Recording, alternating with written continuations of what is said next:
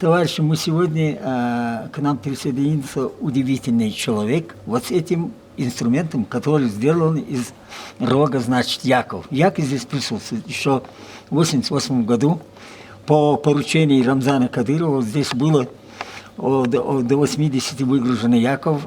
Они в целости, сохранности гуляют, значит, вольно. В этом году я посчитал 41 маленький ягненок рядом.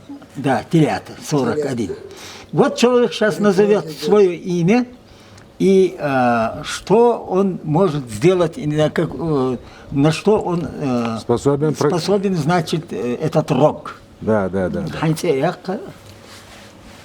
Меня зовут Султан, это наши предки в горах, не именно чечены или там аварцы. Все наши предки носили рог. Это, когда начиналась война, он пелся вот так.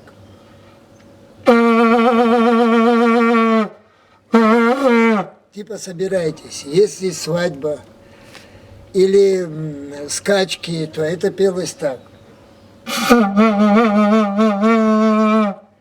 Все наши собаки, лошади, абсолютно все обученные. Вот посмотрите, у меня они тут. Лайка, хаски, лошади, ишаки, яки. Все обучалось этому рогу. Но как прозвучал боевой клич рога, они сразу прибежали к тебе. Да, это строго обученные они, с малого это.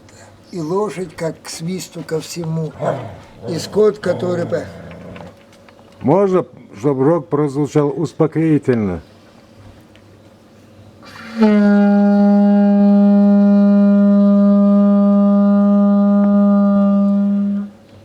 О, затихли.